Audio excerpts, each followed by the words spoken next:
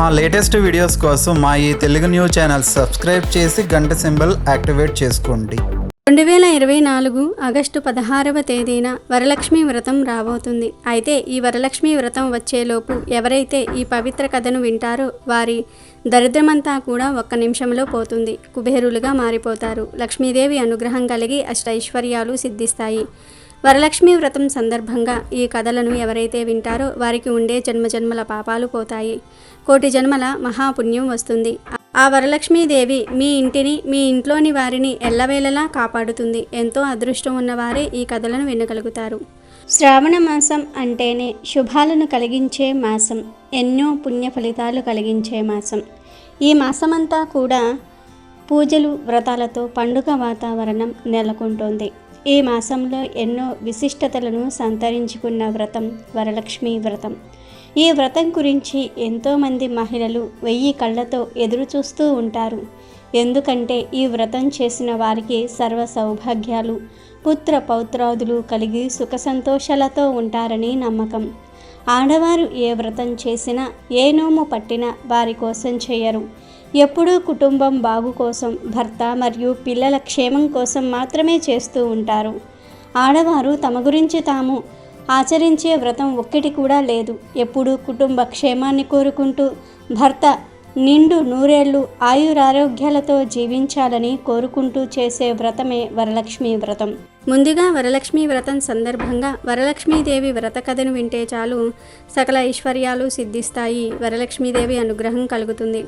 ఒకసారి సూత మహాముని సౌనకుడు మొదలైన మహర్షులను చూసి ఇలా అన్నాడు: ఓ మునీశ్వరులారా, స్త్రీలకు సర్వ సౌభాగ్యములు కలుగు వ్రతమొకటి పూర్వము శివుడు పార్వతీదేవికి చెప్పాడు. దానిని చెప్తాను వినండి అని ఇలా చెప్పసాగాడు. ఒకరోజు కైలాస పర్వతమున శివుడు తన సింహాసనం మీద కూర్చొని ఉండగా పార్వతీదేవి ఆయనను సమీపించి, దేవా, లోకంలో స్త్రీలు ఏ వ్రతం చేస్తే సర్వ సౌభాగ్యములను, పుత్ర పౌత్రాదులను కలిగి సుఖ సంతోషాలతో ఉంటారో అటువంటి వ్రతమేదో సెలవియ్యండి అని అడుగుతుంది. దానికి పరమేశ్వరుడు, ఓ దేవి, స్త్రీలకు పుత్ర పౌత్రాది సంపదలనిచ్చే వ్రతం ఒకటి ఉంది. దాని పేరు వరలక్ష్మి వ్రతం. ఆ వ్రతమును శ్రావణ మాసంలో శుక్లపక్ష పూర్ణిమకు ముందుగా వచ్చే శుక్రవారం రోజు చెయ్యవలెను అని చెప్పాడు. అప్పుడు పార్వతీదేవి, నాథ, ఆ వరలక్ష్మి వ్రతం ఎలా చెయ్యాలి? ఏ దేవతను పూజించాలి? ఏ విధంగా చెయ్యాలి? దీనినెవరైనా సరే ఇంతకు ముందు చేశారా? ఆ వివరములన్నీ కూడా చెప్పండి అని అడుగగా శివుడు పార్వతీదేవిని చూసి, ఓ దేవి, వరలక్ష్మి వ్రత విశేషాలు చెప్తాను విను అని ఇలా చెప్పసాగాడు. పూర్వము మగధ దేశమున కుండినమనే ఒక పట్టణం ఉంది. ఆ పట్టణము నిండా బంగారు ప్రాకారములు, బంగారు గోడలు కల ఇల్లు ఉన్నాయి. అందులో చారుమతి అనే ఒక బ్రాహ్మణ స్త్రీ ఉన్నది. ఆమె పతియే ప్రత్యక్ష దైవంగా భావించి తెల్లవారుజామునే నిద్రలేచి స్నానం చేసి పతిదేవుణ్ణి పువ్వులతో కొలిచి ఆ తర్వాత అత్తమామలకు అవసరమైన అనేక సేవలు చేసి ఇంటి పనులన్నీ కూడా ఓర్పుతో, నేర్పుతో చేసుకుండేది. అందరితో ప్రియంగా, మితంగా మాట్లాడుతూ ఉండేది. గయ్యాలిగా కాకుండా ఇంత అనకువగా ఉన్న ఆ మహాపతివ్రతను చూసి శ్రీ మహాలక్ష్మికి ఆమె మీద అనుగ్రహం కలిగింది. ఒకరోజు మహాలక్ష్మి ఆ మహా ఇల్లాలికి కలలో ప్రత్యక్షమై, ఓ చారుమతి, నేను వరలక్ష్మీదేవిని. నీ నడవడిక చూసి నాకు నీ మీద అనుగ్రహం కలిగి నీకు ప్రత్యక్షమయ్యాను. శ్రావణ మాసంలో శుక్లపక్ష పూర్ణిమకు ముందుగా వచ్చే శుక్రవారం రోజు నువ్వు నన్ను పూజించితే నీకు కోరిన వరములిస్తాను అని చెప్పింది. అలా ప్రత్యక్షమైన అమ్మవారిని చూసి ఎంతో మురిసిపోయిన చారుమతీదేవి కలలోనే వరలక్ష్మీదేవికి ప్రత్యక్షమై నమస్కారములు చేసి అనేక విధములుగా స్తోత్రం చేసింది. ఓ జగజ్జనని, నీ కటాక్షం కలిగితే జనులు ధన్యులవుతారు, విద్వాంసులవుతారు, సకల సంపన్నులవుతారు. నేను పూర్వజన్మలలో చేసిన పుణ్యఫలం వల్ల నీ దర్శనము నాకు కలిగింది అని చారుమతి అనగా వరలక్ష్మీదేవి సంతోషము చెందింది. ఆ వెంటనే చారుమతికి మెలకువ వచ్చి 4 వైపులా చూస్తే వరలక్ష్మీదేవి కనబడలేదు. అప్పుడు ఆమెకు అర్థమయ్యింది తాను కలగన్నదని. వెంటనే భర్తను, అత్తమామలను లేపి చెప్పగానే వాళ్ళు కూడా చాలా సంతోషించారు. ఈ స్వప్నము చాలా ఉత్తమమైనది. దేవి ఆనతి ప్రకారం నువ్వు తప్పకుండా ఆ వ్రతం చెయ్యి అన్నారు. చారుమతి ఆనందంగా తన ఇరుగు పొరుగున ఉన్న స్త్రీలకు కూడా విషయం చెప్పింది. వాళ్ళు మరియు చారుమతి ఎంతో ఉత్కంఠతో శ్రావణ మాసం ఎప్పుడొస్తుందా అని ఎదురు చూడసాగారు. వారు ఎంతో ఎదురు చూసిన పౌర్ణమి ముందు శుక్రవారం రానే వచ్చింది. ఈరోజే కదా వరలక్ష్మీదేవి చెప్పిన రోజని ఎంతో ఉత్సాహంతో చారుమతి మొదలగు స్త్రీలందరూ కూడా పూజకు ఉపక్రమించారు. ప్రాతకాలమే నిద్రలేచి తలారా స్నానం చేసి పట్టు బట్టలను కట్టుకున్నారు. చారుమతి ఇంట్లో అందరూ చేరారు. అక్కడ ఒక ప్రదేశంలో గోమయంతో అలికారు. ఒక మండపం ఏర్పరిచారు. దాని మీద ఒక ఆసనం వేశారు. ఆసనం పైన కొత్త బియ్యం పోసి మర్రి చిగుళ్ళు, మామిడాకుల అలంకరణలతో కలశం ఏర్పరిచారు. అందులోకి వరలక్ష్మీదేవిని ఆవాహనం చేశారు. చారుమతి మొదలగు స్త్రీలంతా ఎంతో భక్తి శ్రద్ధలతో పూజ చేశారు. పద్మాసనే పద్మకరే సర్వలోకైక పూజితే నారాయణ ప్రియే దేవి సుప్రీత భవ సర్వదా అను ఈ శ్లోకంతో ధ్యాన వాహనాది షోడశోపచార పూజ చేశారు. 9 సూత్రములు గల తోరణాన్ని కుడి చేతికి కట్టుకున్నారు. వరలక్ష్మీదేవికి అనేక రకములైన పిండి వంటలు చేసి నైవేద్యం పెట్టారు. దాని తర్వాత ప్రదక్షిణం చేస్తూ ఉండగా ఆ స్త్రీలందరికీ ఘల్లు ఘల్లుమని శబ్దం వినపడింది. వెంటనే తమ కాళ్లను చూసుకుంటే గజ్జెలు మొదలైన ఆభరణములు కనిపించాయి. చారుమతి మొదలైన స్త్రీలంతా వరలక్ష్మీదేవి కృపా కటాక్షములు కలిగాయని ఎంతో మురిసిపోయారు. రెండో ప్రదక్షిణం చేయగానే చేతులకు ధగధగాలాడే నవరత్నాలతో కూడిన కంకణములు మొదలైన ఆభరణములు కనిపించాయి. ఇక వాళ్ళ ఆనందం ప్రత్యేకించి చెప్పేదేముంది. మూడవ ప్రదక్షిణం పూర్తి కాగానే ఆ స్త్రీలంతా సర్వభూషణ అలంకృతులయ్యారు. చారుమతి మొదలైన ఆ స్త్రీల ఇళ్ళన్నీ స్వర్ణమయాలయ్యాయి.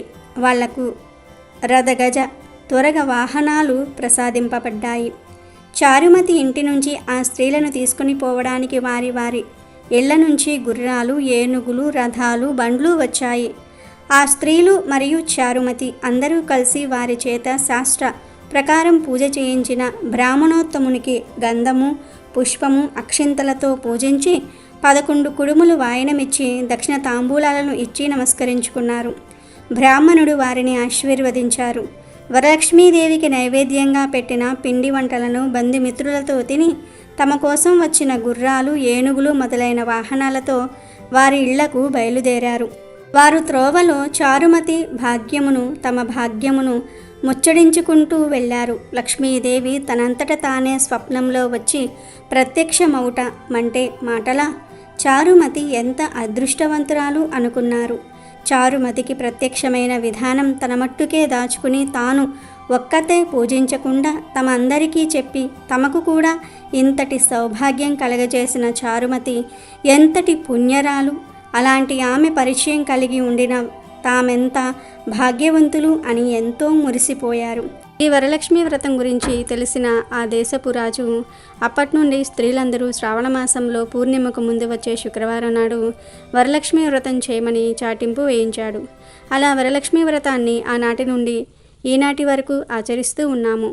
కావున పార్వతి ఈ ఉత్తమమైన వ్రతమును చేస్తే, చారుమతిలాగా ఎదుటివారికి చెప్పి చేయిస్తే సర్వ సౌభాగ్యములు కలిగి శుభముగా ఉంటారు. ఈ కథను విన్నవారికి, చదివిన వారికి కూడా వరలక్ష్మీ ప్రసాదము వలన సకల కార్యములు సిద్ధించును అని శివుడు పార్వతీదేవికి చెప్పినట్లుగా సూత మహాముని సౌనకాది మహామునులతో చెప్పి, మునులారా విన్నారుగా చారుమతి ఎదుటివారి గురించి కూడా ఎలా కోరిందో. ఎదుటి మనిషికి మంచి కలగాలని కోరుకుంటే అమ్మవారు ఇంకా ప్రసన్నురాలై మీరు కోరకుండానే మీకు మంచి చేస్తుంది అని ముగించాడు. అలాగే వరలక్ష్మి వ్రతం సందర్భంగా భవిష్యోత్తర పురాణంలోని ఈ కథను వింటే చాలు వరలక్ష్మి అమ్మవారి అనుగ్రహం కలుగుతుంది, అష్టైశ్వర్యాలు సిద్ధిస్తాయి. ఒకసారి రమ్యమైన కైలాస పర్వతంలో పార్వతీ పరమేశ్వర్లు వినోదముగా పాచికలాడుతూ ఉన్నారు. ఆ ఆటలో పార్వతీదేవి గెలిచినది. పరమశివుడు పరాజితుడైనాడు. కానీ నేను గెలిచానన్న వివాదము వారిద్దరి మధ్య తలెత్తినది. ఇప్పుడు వారిద్దరూ కూడా సమీపమున ఉన్న చిత్రలేమిని న్యాయమడుగగా శివుడి మీద భక్తి ఉన్న అతడు శివుడే గెలిచాడు అని చెప్పాడు. దాంతో పార్వతీదేవి కోపితురాలై అసత్యమాడిన చిత్రలేమిని కుష్ఠిరోగివై భూలోకమున సరోవర తీరంలో పడి ఉండమని శపించింది. అప్పుడు శివుడు పార్వతీదేవిని శాంతింపజేసి ఇంత చిన్న విషయానికి అంత పెద్ద శిక్ష తగదని చెప్తాడు. చిత్రనేమి కూడా పార్వతీదేవిని క్షమించమని వేడుకుని శాప విమోచనం గురించి అడుగుతాడు. పార్వతీదేవి ప్రసన్నురాలై ఏ దినమున అప్సరకాంతలు ఆ సరోవర తీరంలో వరలక్ష్మీ వ్రతమును చేస్తారో ఆ దినమున నీవు ఆ వ్రతమును చూసి శాప విముక్తిని పొందెదవు అని శాప విమోచనం చెప్తుంది. చిత్రనేమి పార్వతీదేవి శాపం ప్రకారము కుష్ఠిరోగిగా మారి సరోవర తీరంలో కుంటుకుంటూ తిరుగుతూ ఉండేవాడు. ఒకసారి ఆ సరోవర తీరానికి అప్సరసులు వచ్చి వరలక్ష్మి వ్రతాన్ని ఆచరించారు. చిత్రనేమి అప్పుడు అప్సరసుల దగ్గరకు వెళ్ళి మీరిక్కడ ఏం చేస్తున్నారు అని అడుగుతాడు. వారు మేము ఇక్కడ వరలక్ష్మి వ్రతం చేస్తున్నాము, ఈ వ్రతం చాలా మహిమాన్వితమైనది అని చెప్తారు. చిత్రనేమి అప్సరసలు ఆచరించే వ్రతాన్ని భక్తి శ్రద్ధలతో గమనించినాడు. వరలక్ష్మి వ్రతాన్ని చూడటం వలన అతనికి శాప విముక్తి కలిగినది. చిత్రలేమి కుష్టి వ్యాధి పోయింది. అతని శరీరము స్వర్ణ ఛాయను సంతరించుకుంది. పిమ్మట అతను కూడా వరలక్ష్మి వ్రతం ఆచరించి కైలాసం చేరి ఆది దంపతులకు ప్రణామం చేశాడు. అప్పుడు శివపార్వతులు అతన్ని ఆశీర్వదించారు. తర్వాత శివుడు ఇలా అన్నాడు, ఓ చిత్రలేమి, ఈ వరలక్ష్మి వ్రతాన్ని పార్వతీదేవి కూడా పుత్ర లాభార్థం ఆచరించి కుమారస్వామిని కుమారుడిగా పొందింది. అంతేకాదు పలువురు పతివ్రతలు ఈ వ్రతాన్ని ఆచరించి మహాపుణ్యాన్ని పొందారు. పూర్వము కుండినపురంలో చారుమతి అనే పతివ్రత కలలో ఈ వ్రతాన్ని గ్రహించి శ్రావణ పౌర్ణమికి ముందు వచ్చే శుక్రవారం రోజు ఈ వ్రతాన్ని ఆచరించింది. అంతేకాదు నందుడు, విక్రమాదిత్యుడు అనే రాజులు ఈ వ్రత మహిమ వలనే వారి రాజ్యాలను సంపాదించుకున్నారని శివుడు చిత్రలేమునికి చెప్తాడు. భవిష్యోత్తర పురాణంలోని ఈ కథను వింటే చాలు సకల శుభాలు కలుగుతాయి. అలాగే వరలక్ష్మి వ్రతం సందర్భంగా శ్రావణ శుక్రవారాలలో లేదా శ్రావణ గురువారాలలో చేసుకునే వైభవ లక్ష్మీ వ్రత కథను వింటే చాలు మీ దరిద్రమంతా కూడా పోయి అపర కుబేరులుగా మారిపోతారు. పూర్వం ఒకప్పుడు కైలాసంలో పార్వతీదేవి పరమేశ్వరుడిని చూసి, ఓ ప్రాణనాథ, భూలోకంలో మానవులందరూ ధనార్జన కోసం ఎడతెరిపి లేకుండా శ్రమ పడుతూనే ఉన్నారు. అయినా వారిలో అతి కొద్ది మంది మాత్రమే ఐశ్వర్యవంతులుగా కావడానికి, అత్యధిక సంఖ్యాకులు దరిద్రులుగానే ఉండడానికి కారణమేమిటి అని అడుగగా, సర్వేశ్వరుడు చిరునవ్వు నవ్వి, దేవి, సర్వము వైభవలక్ష్మీదేవి దయను బట్టి ఉంటుంది. సమస్త సంపదలకు ధనధాన్యాలకు ఆవిడే ఆదిదేవత.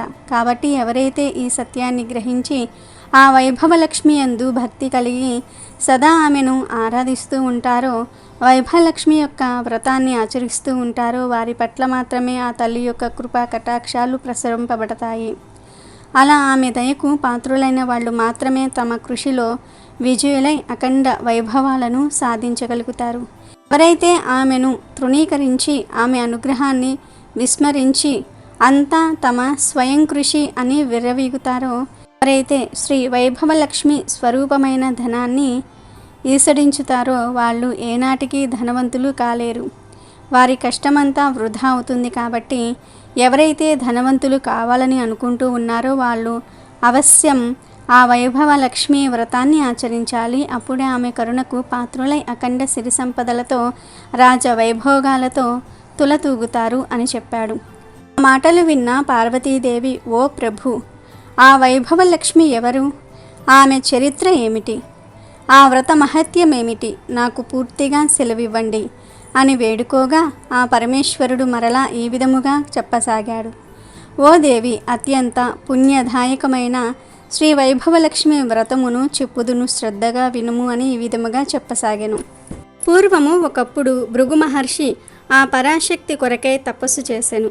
అందుకు ఆ అమ్మ సంతసించి ఆ మునికి ప్రత్యక్షమయ్యి ఏమి వరం కావాలో కోరుకోమనెను. అప్పుడు భృగు మహర్షి ఆమెకు నమస్కరించి, ఓ తల్లి, ఈ ప్రపంచము మొత్తము 3 ముఖ్య అవసరములు అయిన శక్తి, యుక్తి, భుక్తి అను వాటిపైననే నడుస్తుంది. మహామయమైన నీ శక్తి కళ పార్వతి అయి పరమేశ్వరునికి అర్ధాంగిగా సేవించబడుతుంది. నీ విద్యా కళ సరస్వతి అయి బ్రహ్మతో మసులుతుంది.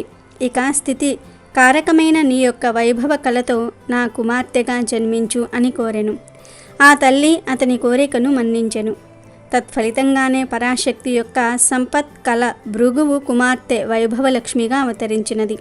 భృగు మహర్షి ఆమెను విష్ణువుకు ఇచ్చి వివాహము జరిపించినాడు. శ్రీహరి కోరికపై ఆ భార్గవీదేవి దేవతలందరికీ ఎనలేని సంపదలను వైభవాలను సంతసించి స్వర్గలక్ష్మిగా వాసికెక్కింది. కానీ ఐశ్వర్య మద్దతుతో ఇంద్రుడు చేసిన ఒకానొక దోషమునకు గాను దుర్వాసుడు ఇచ్చిన శాపకారణంగా ఆ వైభవలక్ష్మి దూరమైపోయినది. దాంతో ఇంద్రుడు దరిద్ర పీడితుడై విష్ణువును ఆశ్రయించినాడు. భార్య విరహ తపుడైన విష్ణువు కూడా ఆలోచించి లక్ష్మీమయమైన క్షీరసాగరాన్ని మదించటం వలనే లక్ష్మీ పునః కలుగుతుందని చెప్పాడు. దాంతో దేవర్షులు మందరగిరిని కవ్వంగాను వాసుకి అనే మహాసర్పాన్ని కవ్వపుత్రాడుగాను అమర్చి క్షీరసాగరాన్ని మదించగా వైభవలక్ష్మి ఆ సముద్రం నుంచి ఆవిర్భవించి లోకాలను కరుణించింది.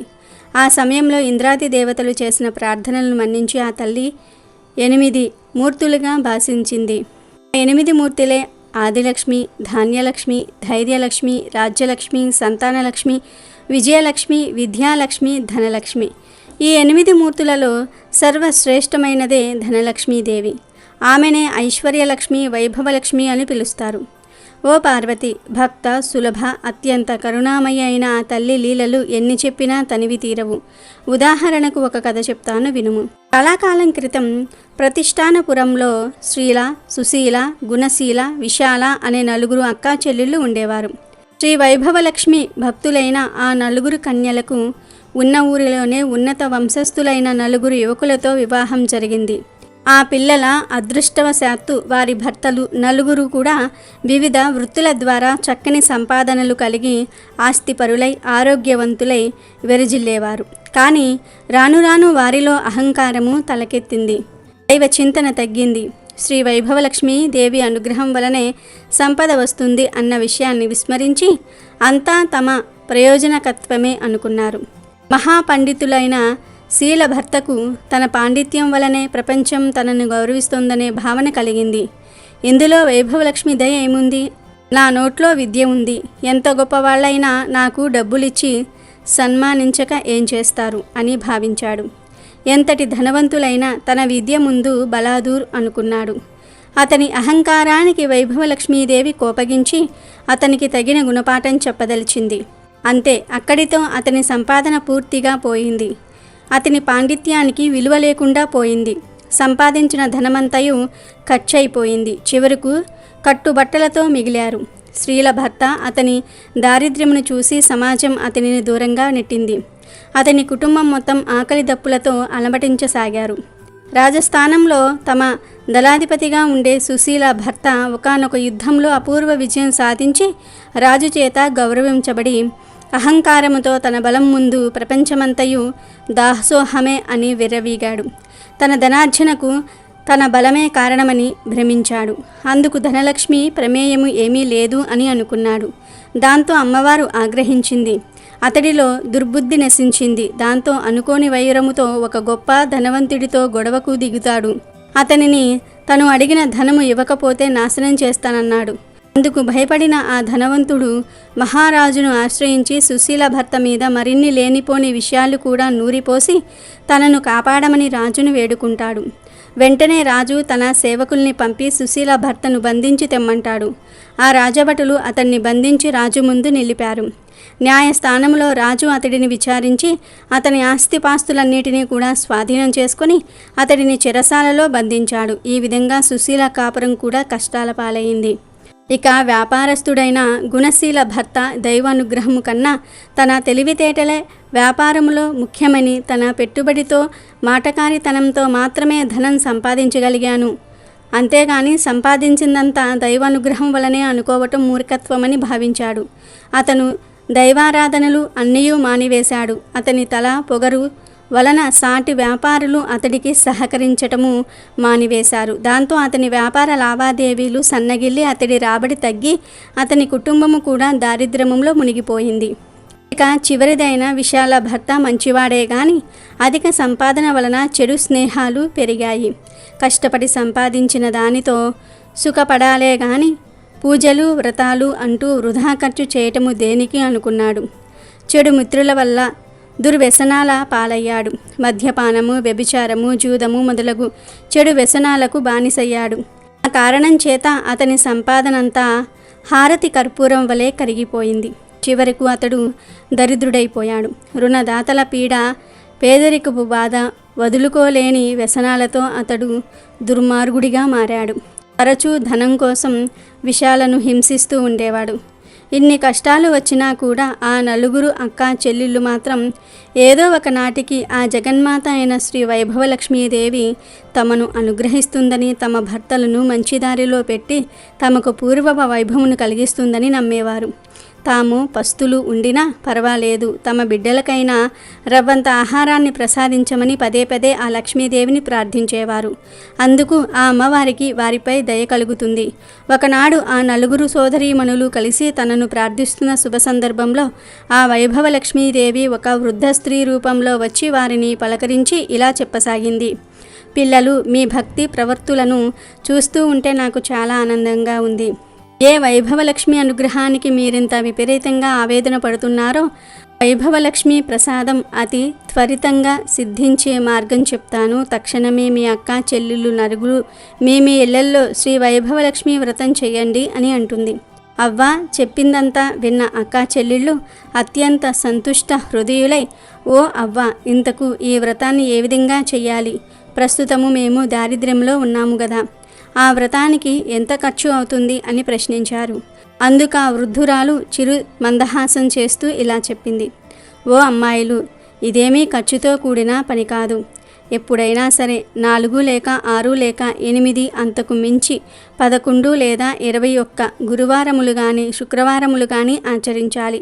ఈ వ్రతాన్ని గురువారాలు చేసేవాళ్ళు తాము మొక్కుకున్న వారాలు చేసి ఆఖరి గురువారము నాటి మరునాడు వచ్చే శుక్రవారం నాడు ఉద్యాపన చెప్పాలి. శుక్రవారములు చేసుకునేవారు ఆఖరి శుక్రవారము నాడే ఉద్యాపన చేసుకోవాలి. ముందుగా మీకు తోచిన గురువారము లేదా శుక్రవారం నాడు కానీ ఉదయమే లేచి కాలకృత్యములు తీర్చుకొని ఇంటిని అలంకరించుకొని తలంటి పోసుకొని, అమ్మా వైభవలక్ష్మీదేవి, ఈరోజు మొదలు ఇన్ని గురువారములు లేదా శుక్రవారములు నీ వ్రతాన్ని ఆచరిస్తున్నాను. నాకు తగిన శక్తిని ప్రసాదించు. నేను చేసే ఈ వ్రతంతో సంతృప్తురాలువై నా కోరికలను నెరవేర్చు అని మొక్కుకోవాలి. ఆ రోజంతా ఉపవాసం ఉండి ఆ సాయంత్రం సూర్యాస్తమైన తర్వాత పూజ ప్రారంభించాలి. ఈ వ్రతానికి ఖర్చు కన్నా శుచి, శుభ్రతలు, సదాచార పాలనము ముఖ్యము. ఏ ఇంటిలోని వారైతే అతిథి అభ్యాంగతలకు దాసుల వలె ఉండి వారి పాదములను కడిగి ఆ తీర్థం శిరస్సున చల్లుకొని తమకన్నా ముందుగా అతిథులకు భోజనాదులు ఏర్పరిచి సేవాదులు చేస్తూ ఉంటారో, ఏ ఇంట ధాన్యము దానం జరుగుతుందో, ఏ ఇంట పితృదేవతలు దేవతలు సదా పూజింపబడతారో, ఏ ఇంటి వారు పరుల పట్ల శత్రుభావం లేకుండా ఉంటారో, ఏ ఇంటి ఇల్లాలు నిరాడంబరియై నిత్య సంతోషంగా ఉంటుందో ఆ ఇంటిలో శ్రీ వైభవలక్ష్మీ దేవి స్థిరంగా ఉంటుంది. వైభవలక్ష్మి పూజా విధానము. పూజ ప్రారంభించిన రోజు సాయంత్రం సూర్యాస్తమయం తర్వాత తూర్పు లేదా ఈశాన్య గదిలో శుభ్రంగా అలికి పంచవరములతో కానీ లేదా బియ్యపు పిండితో కానీ అష్టదళ పద్మాలు మొదలైన ముగ్గులను పెట్టి దాని మీద నూతన వస్త్రం చతురస్రంగా పరిచి ఆ వస్త్రం మీద తగినన్ని బియ్యము పోసి దాని మీద బంగారు, వెండి, రాగి చెంబును కలశంగా అమర్చి అందులో 4 వైపులా 4 తమలపాకులు లేదా మామిడి ఆకులు కానీ ఉంచి వాటి మీద కొబ్బరికాయలను, దాని మీద ఒక రవికల గుడ్డను పెట్టి ఆ మీదుట ఒక ఎర్రని పువ్వును పాత్రలో ఉంచి అందులో ఒక బంగారు లేదా వెండి నగను ఉంచాలి. అందుకు కూడా శక్తి లేని వాళ్ళు ఆ సమయానికి చలామణిలో ఉన్న నాణెమును ఉంచాలి. నేతితో దీపాన్ని వెలిగించి అగరవత్తులతో ధూపం వేయాలి. అమ్మాయిలు, అమ్మవారికి లక్ష్మీ గణపతి కన్నా శ్రీచక్రం అన్నా చాలా ఇష్టము. కాబట్టి ముందుగా లక్ష్మీ గణపతిని, శ్రీచక్రాన్ని పూజించి అనంతరమే వైభవలక్ష్మిని అర్చించాలి. పూజలో తీపి పదార్థాన్ని నివేదన చేయాలి. ఈ పూజలో వెండి బంగారం లేని పక్షంలో పసుపు కొమ్ములను ఉంచి పూజించాలి. ఈ పూజలో తీపి పదార్థము చేయలేని వారు బెల్లం, పటిక బెల్లము, పంచదార అయినా సరే నివేదించవచ్చు.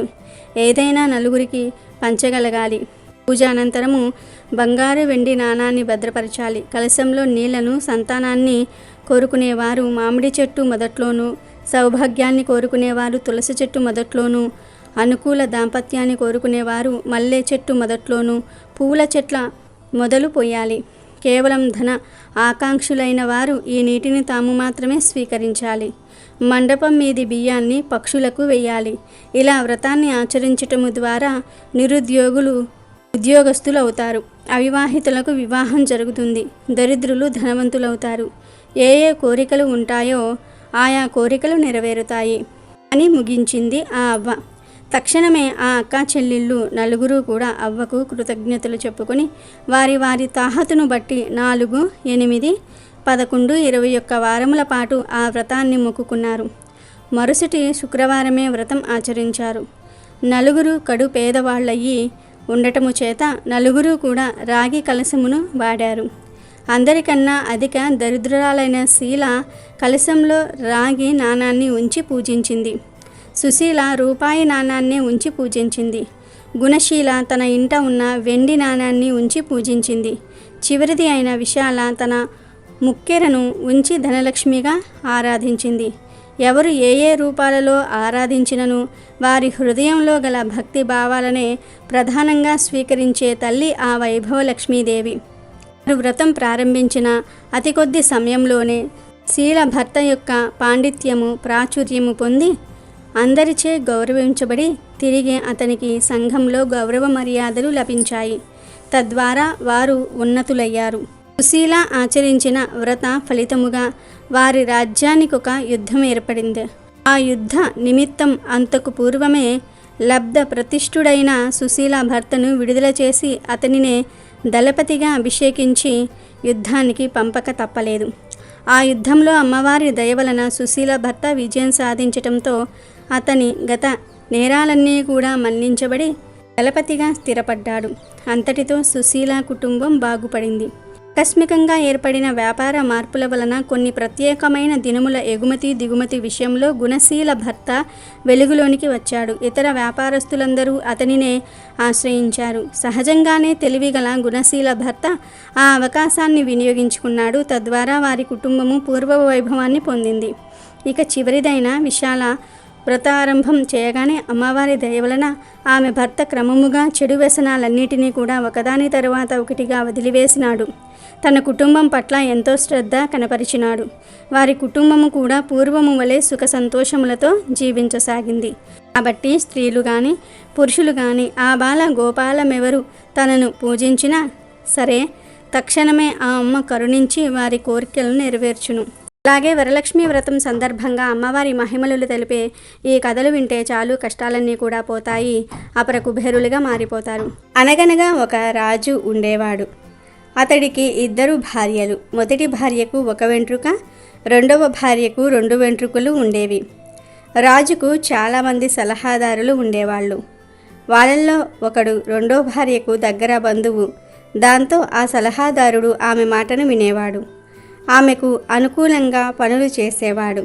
ఒకసారి ఆమె వాడితోటి రాజుకు 1 వెంట్రుక ఉంటే భార్య కన్నా 2 వెంట్రుకలున్న భార్య మేలు అని చెప్పమంది. వాడి మాటలు పట్టుకున్న రాజు మొదటి భార్యను బయటకు గెంటేశాడు. అప్పుడు మొదటి భార్య బాధపడుకుంటూ పోతూ ఉంటే దారిలో కొన్ని నల్ల చీమలు కనిపించాయి. అవి ఆమెతో ఇలా ఉన్నాయి: అమ్మా అమ్మ, మమ్మల్ని తొక్కకు తల్లి, ఎప్పుడైనా నీకు నోటి నిండా చక్కెర పోస్తాము అని అన్నాయి. దానికి ఆమె సర్లే, మిమ్మల్ని తొక్కితే నాకేమొస్తుంది అని వాటిని తొక్కకుండా ముందుకు పోయింది. ఇంకా ముందుకు వెళ్ళాక ఆమెకు ఒక గాడిద కనిపించింది. ఆ గాడిద ఆమెతో అమ్మా అమ్మ, నాకు కొంచెం గడ్డి వెయ్యమ్మా, ఎప్పుడైనా నిన్ను ఎక్కించుకొని తీసుకువెళ్తాను అంది. సర్లే, పాపం ఆకలి వేస్తూ ఉండవచ్చు అని ఆమె గాడిదకు గడ్డి వేసింది. ఇంకా ముందుకు వెళ్తూ ఉంటే అక్కడ ఒక పాడుబడ్డ లక్ష్మీదేవి గుడి కనిపించింది. అందులో ఉన్న అమ్మవారు ఆమెతో, తల్లి నాకు పూజ చెయ్యమ్మా, ఎప్పుడైనా నీకు ఒంటి నిండా నగలు ఇస్తాను అని అన్నది. ఈ నగలు నాకెందుకులే గాని నీకు పూజ చేస్తాను ఆగు అని ఆమె ఆ గుడి అంతా కూడా ఊడ్చి శుభ్రం చేసి అక్కడక్కడి పూలు తెచ్చి లక్ష్మీదేవికి పూజ చేసింది. ఇంకా అట్లా పోతా ఉంటే ఆమెకు ఒక అవ్వ కనబడింది. ఆ అవ్వ, నాకేదైనా ఒక రొట్టి కాల్చి పెట్టు తల్లి, నాకు తెలిసిన సాయం చేస్తాను అని అన్నది. దాందేమున్నది, నీ సాయం నాకేమీ అక్కర్లేదు కానీ రొట్టె కాల్చి ఇస్తాను ఆగు అని అవ్వకు రొట్టె కాల్చి ఇచ్చింది రాణి. ఆ రొట్టె తిన్నాక అవ్వ రాణిని చూసి, నీకు వెంట్రుకలు కావాలంటే ఏం చెయ్యాలో తెలుసుగా అంది. అయ్యో, అది తెలిస్తే ఇక్కడి దాకా ఎందుకొస్తుంది కదా అని రాణి ఆమెకు తన కథంతా కూడా చెప్పుకొచ్చింది.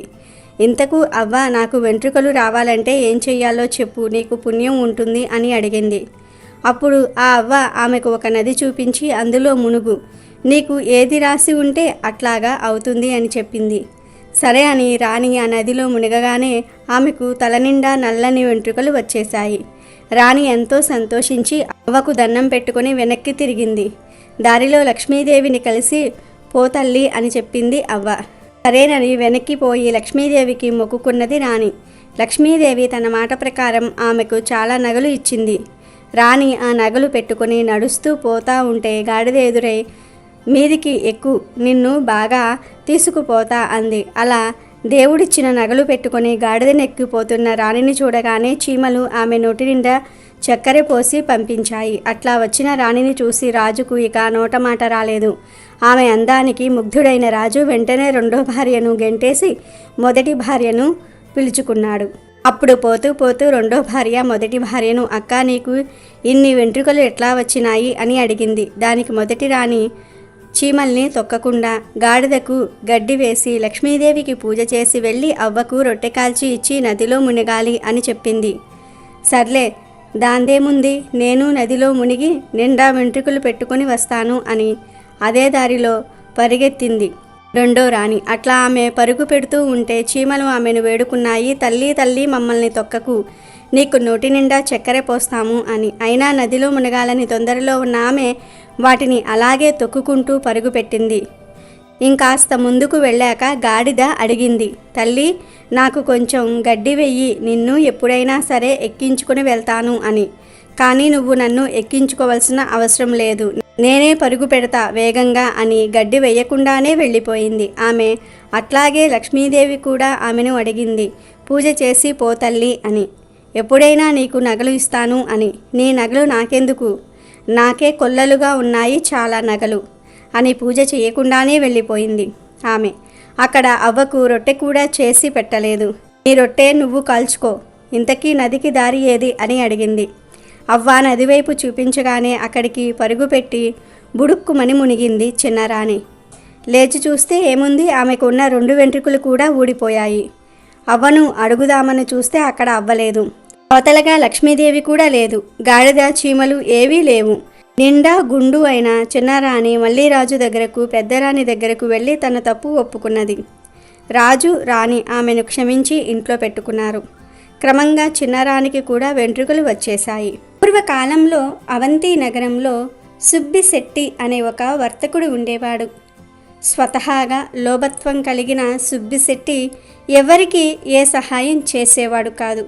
వారు ఎంతటి ఆప్తులైనా, వారెంతటి కష్టంలో ఉన్నా ఏమాత్రం ధన సహాయం మాత్రం చేసేవాడు కాదు.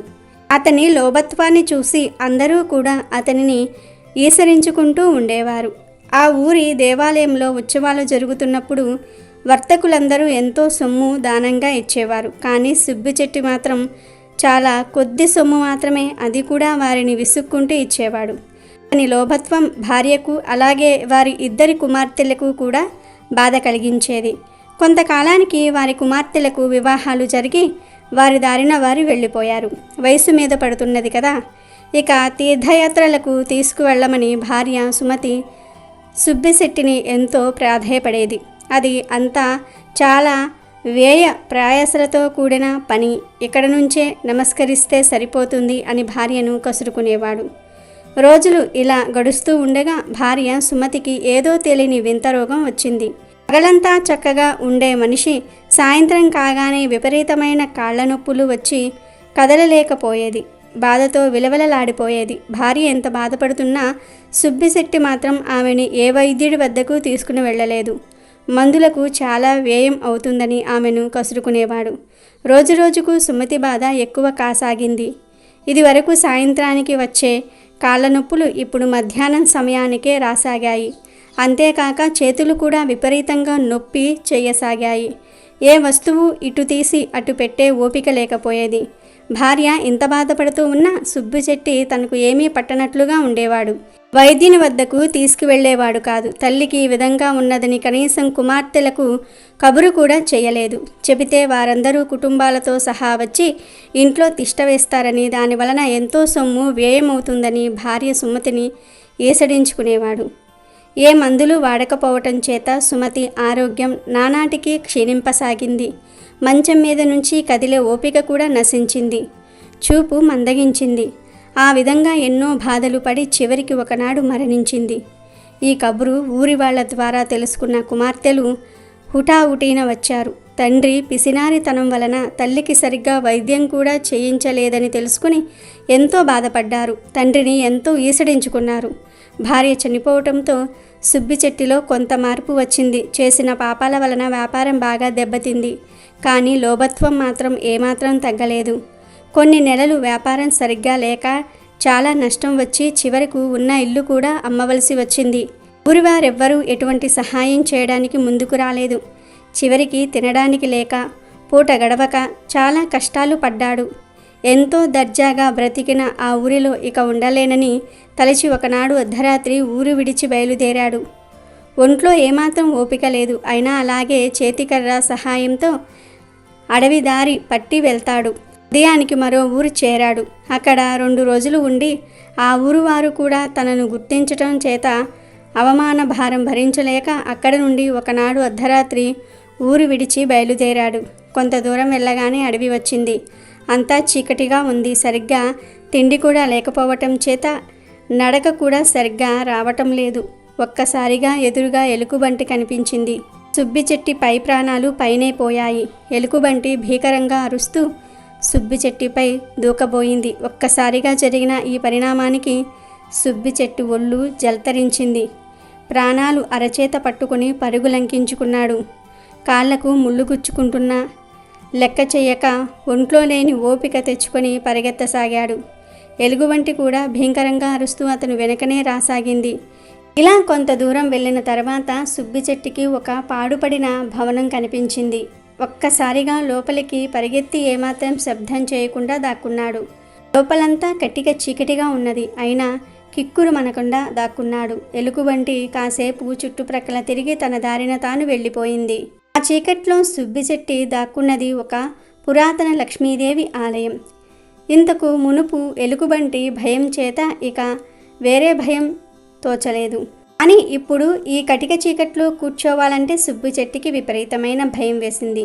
నెమ్మదిగా అటూ ఇటూ తడుముకుంటూ 2 రాళ్లు సంపాదించి వాటితో కొంత వెలుగు రాగానే ఎదురుగా చూసిన దృశ్యానికి అతడికి ఆశ్చర్యం వేసింది. ఆ వెలుగులో శ్రీ మహాలక్ష్మి విగ్రహం కనిపించింది. తాను ఉన్నది మహాలక్ష్మి ఆలయమని అర్థమైపోయింది.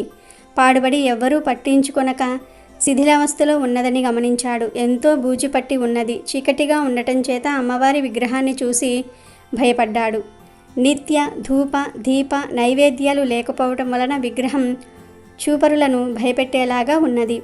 ఏ విధంగానైనా సరే ఇక్కడ దీపం వెలిగించుకోకపోతే తాను ఉండేలా అనిపించటం లేదు. అలాగని బయటకు వెళ్ళదామంటే ఎలుగుబంటి భయం. అటు ఇటు చూసిన సుబ్బిశెట్టికి అదృష్టం కొద్దీ ఒక పాత నూనె సీసా కనబడింది. దానిని తీసి పక్కనే ఉన్న ఒక పాత గుడ్డతో దీపం వలె వెలిగించాడు. అమ్మయ్య అనుకున్నాడు. ఆ కాంతి వలన సుబ్బిశెట్టికి కొంత ధైర్యం వచ్చింది. పరిగెత్తి అలసి ఉండటం వలన గోడకు ఆనుకుని కూర్చుని ఉన్న సుబ్బిశెట్టికి వెంటనే గాఢ నిద్ర పట్టేసింది. నిద్రలో సుబ్బిశెట్టికి కలలో శ్రీ మహాలక్ష్మి దర్శనమిచ్చి ఆ తల్లి సుబ్బిశెట్టితో ఇలా అన్నది. ఓ సుబ్బిశెట్టి, నీవు జీవితంలో ఎన్నో పాపాలు చేశావు. మితిమీరిన లోభత్వంతో చివరకు కట్టుకున్న భార్యను కూడా పోగొట్టుకున్నావు. ఎవ్వరికీ గుప్పుడు బియ్యం కూడా దానం చేయలేదు. కానీ ఈరోజు నీవు నా దేవాలయంలో దీపం వెలిగించటంతో నీ పాపాలన్నీ కూడా నశించాయి. ఎన్నో సంవత్సరాలుగా ఈ దేవాలయం ఎవరూ పట్టించుకోలేదు. ఇన్నాళ్ల తర్వాత నీవు ఇక్కడ దీపం వెలిగించటంతో నిన్ను నేను అనుగ్రహిస్తున్నాను. ఈ పుణ్యకారంతో నీ పాపాలన్నీ కూడా తీరిపోయాయి.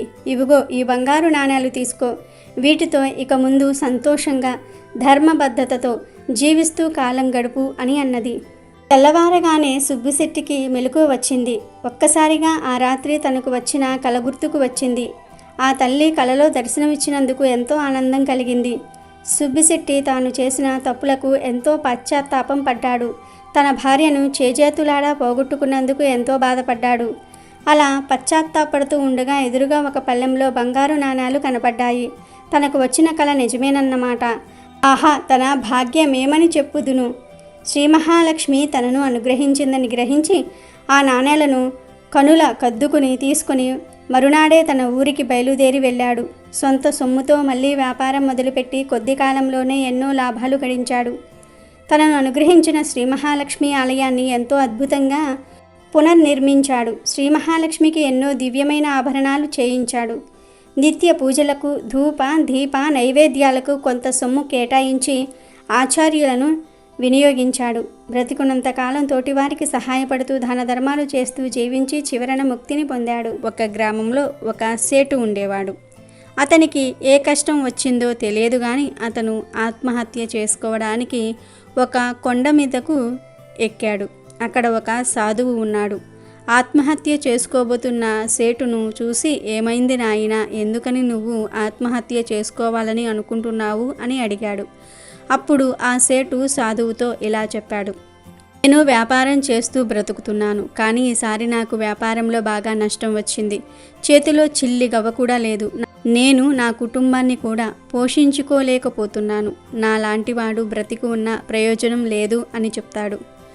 ఆ మాటలు విని సాధువు, నువ్వు చనిపోతే మరి నీ కుటుంబం సంగతి ఏమవుతుంది అని అడుగుతాడు. సాధువు ఆ సేటు చెయ్యి పట్టుకొని తనను కిందకు తీసుకొని వచ్చాడు. సాధువు అంటున్నాడు, చూడు, నీకు ఈసారి వ్యాపారంలో నష్టం వచ్చింది, కానీ తరువాత మళ్ళీ లాభాలు వచ్చే అవకాశం కూడా ఉంది. వ్యాపారంలో నష్టం వచ్చిందని, జీవితంలో సుఖం కరువైందని ఇలా ఆత్మహత్య చేసుకుంటే ఏమి లాభం ఉంటుంది? మనం ఏదైనా పని ప్రారంభించే ముందు వాటిల్లో కలిగే ఆటంకాలకు, లాభ నష్టాలకు అన్నిటికీ కూడా సిద్ధమై ఉండాలి. సరే, నువ్వు బాధపడకు. నేను నా తపోశక్తితో లక్ష్మీదేవిని ప్రసన్నం చేస్తాను. లక్ష్మీదేవి ఇక్కడకు రాగానే నువ్వు నీకు కావాల్సింది అడుగు అంటాడు. అప్పుడు ఆ సేటు సాధువు చెప్పిన మాటలను సరిగ్గా వినడు. సాధువు లక్ష్మీదేవికి పూజ చేసి ఆమె అక్కడకు వచ్చేలాగా చేస్తాడు. ఒంటి నిండా నగలతో చేతిలో బంగారపు బిందెను పట్టుకుని ఒక స్త్రీ నిలబడింది. ఆమె లక్ష్మీదేవి. లక్ష్మీదేవిని చూసి సేటు ఆశ్చర్యపోయాడు. ఆమె వేసుకున్న నగలు చూస్తూ ఉన్నాడు. ఇంతలో ఆ సేటు దృష్టి లక్ష్మీదేవి పాదాలపై పడింది. లక్ష్మీదేవి పాదాలు బురదగా ఉన్నాయి. అప్పుడు ఆ సేటు, తల్లి, నీ పాదాలు ఎందుకని ఇలా బురదగా ఉన్నాయి అని అడిగాడు. సేటు లక్ష్మీదేవిని చూసేసరికి అతను తన కష్టాలను మర్చిపోయాడు. తనకు ఏమి కావాలో కూడా ఆలోచించలేదు. ఎందుకంటే సేటు సాధువు చెప్పిన మాటలను నమ్మలేదు. కానీ ఒక్కసారిగా లక్ష్మీదేవి తన ముందు ప్రసన్నమయ్యేసరికి సేటు అన్నీ మర్చిపోతాడు. లక్ష్మీదేవిని తనివి తీరా చూస్తాడు. ఆమె పాదాలకు ఉన్న బురద గురించి అడగగానే లక్ష్మీదేవి ఇలా అంటుంది: చూడు నాయనా, ఈ ప్రపంచంలో అందరూ డబ్బు కావాలని ఆశిస్తూ ఉంటారు. నేనేమో సంపదకు ఆదిదేవతను. అందరూ నాకు పూజలు చేసి ధనవంతులుగా మారాలని ఆశపడుతూ ఉంటారు. నాకు పూజలు చేసే వారిలో కొంతమంది పుణ్యాత్ములు ఉంటారు, కొంతమంది పాపాత్ములు కూడా ఉంటారు. అయితే ఈ పాపాత్ములు వారి తలను నా పాదాలకు ఆనించి కోరికలు కోరుకుంటారు. దాని కారణంగా వారి యొక్క పాపం బురదలాగా మారి నా కాళ్ళపై ఉంటుంది. వారి యొక్క పాపాలే ఈ బురద నాయనా అని చెప్పి లక్ష్మీదేవి మాయమైపోతుంది. సేటు లక్ష్మీదేవి పాదాలపై ఉన్న బురద గురించి ఆలోచిస్తూ ఉన్నాడు. ఒక్కసారిగా తనకు, నేను లక్ష్మీదేవిని చూశాను కదా, మరి నేను ఆవిడను వరం అడగకుండా ఏం చేస్తున్నాను అని అనుకుంటాడు. వెంటనే వెనుక ఉన్న సాధు వంక చూసి, స్వామి, ముందు మీరు చెప్పిన మాటలు నేను నమ్మలేదు. దయచేసి నన్ను క్షమించి లక్ష్మీదేవిని మళ్ళీ భూమి మీదకు రప్పించండి అని బ్రతిమలాడుకుంటాడు. సాధువు మళ్ళీ పూజ చేసి లక్ష్మీదేవిని ప్రత్యక్షమయ్యేలాగా చేస్తాడు. సేటు ఈసారి లక్ష్మీదేవిని చూస్తాడు. లక్ష్మీదేవి పాదాలపై బురద లేదు, కానీ ఈసారి లక్ష్మీదేవి జుట్టు మొత్తం బురదగా ఉంది. తల్లి, మీ జుట్టు ఎందుకని ఇలా బురదగా మారింది అని సేటు లక్ష్మీదేవిని అడుగుతాడు. లక్ష్మీదేవి సేటుతో ఇలా అంటుంది: ఇది బురద కాదు నాయనా, ఇది ప్రసాదం. ఎవరైతే నాతో పాటు అందరి దేవతలను సరిసమానంగా పూజిస్తారో, ఎలాంటి కోరికలు లేకుండా కేవలం భక్తితో నన్ను పూజిస్తారో, వారి పాదాల వద్ద నేను నా శిరస్సును ఉంచుతాను. వారి పుణ్యం ఇలా బురదలా మారి నా జుట్టుకు అంటుకుంటుంది అని చెప్పి లక్ష్మీదేవి మళ్ళీ మాయమైపోతుంది. ఆ సేటు మళ్ళీ లక్ష్మీదేవిని డబ్బు అడగటం మర్చిపోతాడు. సేటు ఏడుస్తూ సాధువు వద్దకు వెళ్తాడు. సాధువు సేటును చూసి, నువ్వు బాధపడకు, నేను మళ్ళీ లక్ష్మీదేవికి పూజ చేసి ఆమెను రప్పిస్తాను అని అంటాడు. దానికి సేటు సాధు కాళ్లపై పడి, మీరు నాకు పెద్ద సహాయం చేశారు. నేను ఇంతకాలం ఏ తప్పు చేశానో నాకు అర్థమైంది. ఇక నుండి నేను భగవంతుణ్ణి నమ్మి ముందడుగు వేస్తాను అంటాడు. సేటు మాటలు విని సాధువు, నీ కళ్ళు ఇప్పుడు తెరుచుకున్నాయి. చూడు, ఎవరైతే ధనం కావాలని కోరుకుంటారో, కేవలం ధనం కోసం ప్రాధేయపడతారు, అలాంటి వారి దగ్గర నుండి ఉన్నట్టుండి ధనం మాయమైపోతుంది. కేవలం లక్ష్మీదేవిని పూజించి ధనవంతులుగా మారిపోవాలని అనుకుంటారు. కానీ విష్ణువును పూజించకుండా లక్ష్మీదేవిని మాత్రమే పూజిస్తే లక్ష్మీదేవి ప్రసన్నం చెందుతుంది, కానీ వారి వద్ద ఎక్కువ కాలం ఉండదు. ఏదో ఒక రూపంలో వారికి నష్టాలు కలుగుతూనే ఉంటాయి. కేవలం లక్ష్మిని పూజిస్తే సరిపోదు, విష్ణువును కూడా పూజించాలి. ఎక్కడైతే లక్ష్మి విష్ణువులు పూజింపబడతారో అక్కడ వీరు కొలువు తీరి ఉంటారు, సర్వ సంపదలను ప్రసాదిస్తారు. స్వయంగా లక్ష్మీదేవియే ఈ మాట చెప్పింది అని సాధువు సేటుతో అంటాడు. అప్పుడు సేటు, స్వామి, లక్ష్మీదేవిని ఎలా ప్రసన్నం చేసుకోవాలి? నేను నిత్యం ధన సంపదలతో లక్ష్మీదేవి కటాక్షంతో ఉండాలంటే ఏమి చేయాలి అని అడుగుతాడు. దానికి సాధువు సేటుతో, నేను నీకు లక్ష్మీ విష్ణువులకు సంబంధించిన ఒక కథ చెప్తాను. లక్ష్మీదేవి భక్తులు ఈ కథను శ్రద్ధగా వినాలి అని చెప్పి సేటును ఒక చోట కూర్చోబెడతాడు. మనం లక్ష్మీదేవి కథలు, వ్రత కథలు, పురాణ కథలు వినేటప్పుడు మన శ్రద్ధంతా కూడా ఈ కథపైనే ఉండాలి. అప్పుడే ఆ కథలోని పరమార్థమేమిటో మనకు తెలుస్తుంది అని చెప్పి కథ చెప్పటం ప్రారంభిస్తాడు. వైకుంఠంలో శ్రీ మహావిష్ణువు శేషపాన్పుపై ఉన్నాడు. స్వామి పాదాల వద్ద లక్ష్మీదేవి ఉంది. విష్ణువు కళ్ళు మూసుకొని నవ్వుతూ ఉంటాడు. అది చూసి లక్ష్మీదేవి, ఏమైంది స్వామి, ఎందుకని అలా నవ్వుతూ ఉన్నారు అని అడుగుతుంది. దానికి విష్ణువు, ప్రజలు నన్ను గోవిందా గోవిందా అని, నారాయణ నారాయణ అని పిలుస్తూ ఉన్నారు. నా నామాన్ని జపిస్తూ ఉన్నారు. ప్రజలకు నాపై అపారమైన భక్తి ఉంది కదా దేవి అని విష్ణువు లక్ష్మీదేవిని అడుగుతాడు. దానికి లక్ష్మీదేవి, స్వామి, ప్రజలు చాలా తెలివైన వారు. వారు మీ పేరును పలుకుతూ ఉంటుంది కూడా నా కోసమే, నేను ప్రసన్నం చెందడానికే అని అంటుంది. ప్రజలు కేవలం నన్ను ప్రసన్నం చేసుకోవడం కోసమే నా భర్త అయిన మిమ్మల్ని పూజిస్తూ ఉన్నారు అంటుంది లక్ష్మీదేవి. లక్ష్మీదేవి మాటలు విన్న విష్ణువు, అవునా, సరే అయితే నేను ఒక బ్రాహ్మణ వేషంలో భూమి మీదకు వెళ్తాను. నేను అక్కడ ప్రవచనాలను చెప్పి ప్రజలకు నాపై ఉన్న భక్తిని నీకు నిరూపిస్తాను అని చెప్పి వైకుంఠం నుండి నేరుగా భూలోకానికి వచ్చి ఒక బ్రాహ్మణుడిగా మారుతాడు. బ్రాహ్మణ రూపంలో ఉన్న విష్ణుమూర్తి ఒక వర్తకుడి ఇంటికి వెళ్ళి తలుపు కొడతాడు. ఆ వర్తకుడు బయటకు వచ్చి, ఎవరు మీరు అని బ్రాహ్మణుణ్ణి అడుగుతాడు. అప్పుడు ఆ బ్రాహ్మణుడు, నేను ఈ గ్రామంలో ప్రవచనాలు చెప్పడానికి వచ్చాను. నాకు ఒక చోటును చూపిస్తే నేను అక్కడ ఉండి ప్రవచనాలు చెప్పుకుంటాను అని అంటాడు. వర్తకుడు బ్రాహ్మణుడితో, మీరు ప్రవచనాలు చెప్పడానికి వచ్చారు కాబట్టి మీరు ఎన్ని రోజులు ఉండాలనుకుంటుంటే అన్ని రోజులు మా ఇంట్లో ఉండండి. దైవ కథలు చెప్పేవారు దైవంతో సమానం. మీకు నేను సేవలు చేస్తాను అని చెప్పి బ్రాహ్మణ రూపంలో ఉన్న విష్ణుమూర్తికి తన ఇంటిలోనే నివాసం ఏర్పాటు చేశాడు. బ్రాహ్మణ రూపంలో ఉన్న విష్ణుమూర్తి రోజు గుడి వద్దకు వెళ్ళి ప్రవచనాలు చెప్పేవాడు. రోజు రోజుకు బ్రాహ్మణుడు చెప్పే ప్రవచనాలు వినడానికి భక్తులు పెరుగుతూ వచ్చారు. అది చూసి బ్రాహ్మణ రూపంలో ఉన్న విష్ణుమూర్తికి ఆనందం కలిగింది. ప్రతిరోజు ప్రవచనాలు చెప్పి తర్వాత వర్తకుడి ఇంటికి వెళ్ళి సేద తీరేవాడు. అలా ఒకరోజు బ్రాహ్మణుడు ప్రవచనాలు చెప్తున్నాడు. వైకుంఠంలో ఉన్న లక్ష్మీదేవి స్వామివారికి తన ప్రభావం చూపించడానికి ఒక ముసలి అవ్వగా మారి స్వామివారు ఉన్న గ్రామంలోనికి వచ్చింది. అప్పుడు ఒక స్త్రీ ప్రవచనాలు వినడానికి హడావిడిగా బయలుదేరుతుంది. ఆమెను చూసి అవ్వ రూపంలో ఉన్న లక్ష్మీదేవి, తల్లి, నాకు చాలా దాహంగా ఉంది, కొంచెం త్రాగడానికి మంచినీరు ఇవ్వమని అడుగుతుంది.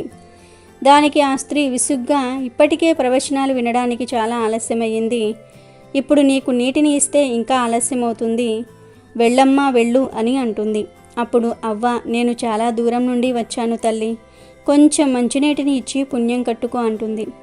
ఆ స్త్రీ ఇంటిలోకి వెళ్ళి ఇత్తడి చెంబుతో నీళ్లు తెచ్చి అవ్వకు ఇస్తుంది. లక్ష్మీదేవి మాయ వల్ల ఇత్తడిగా ఉన్న చెంబు కాస్త బంగారంగా మారుతుంది. అది చూసి ఆ స్త్రీ ఆశ్చర్యపోతుంది. అవ్వా, మీకు ఆకలి వేస్తుందా? మా ఇంటిలో భోజనం చేద్దువురా అని పిలుస్తుంది.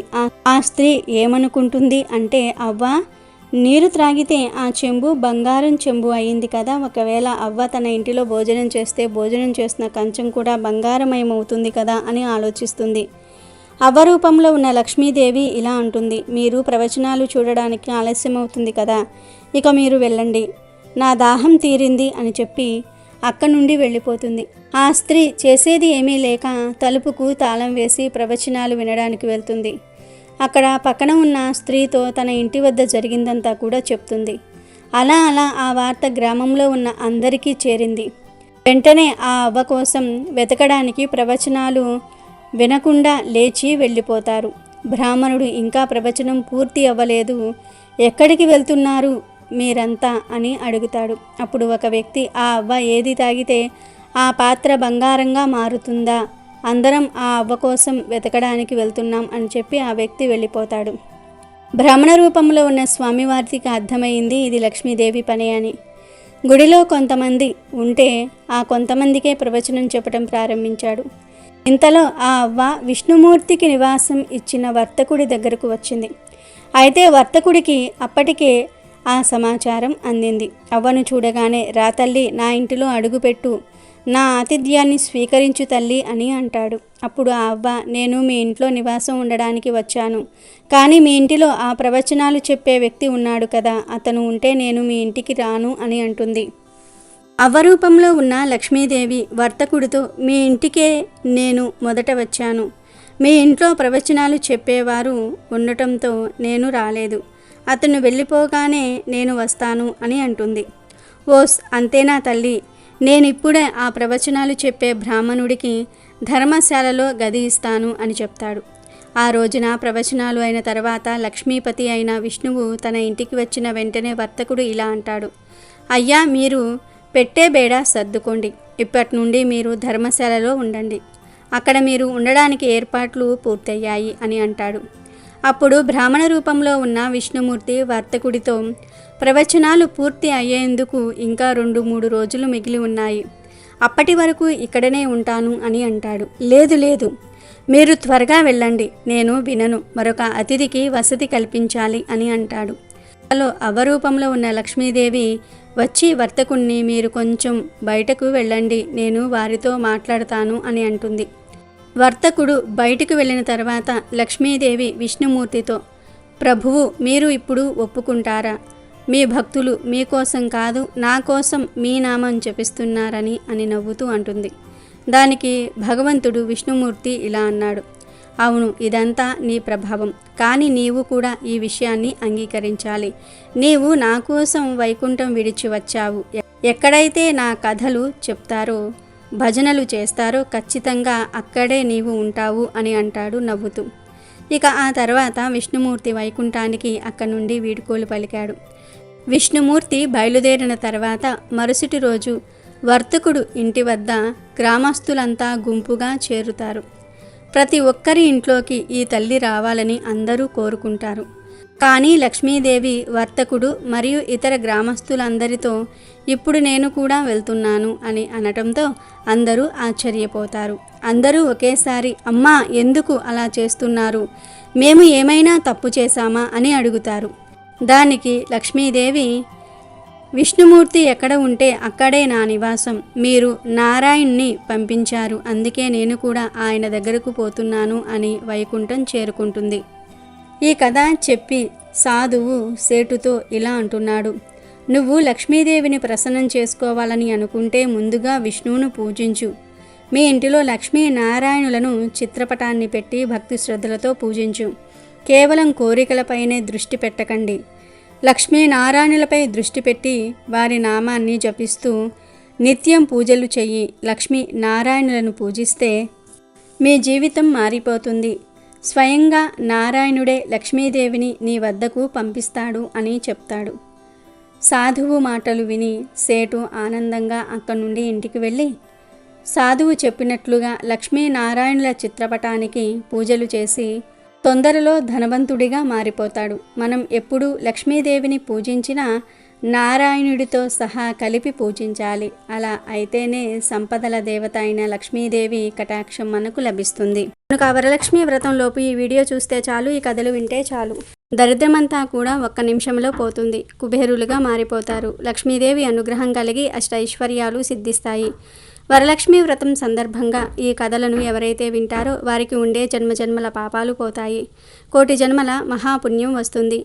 ఆ వరలక్ష్మీదేవి మీ ఇంటిని, మీ ఇంట్లోని వారిని ఎల్లవేళలా కాపాడుతుంది. ఎంతో అదృష్టం ఉన్న వారే ఈ కథలను వినగలుగుతారు.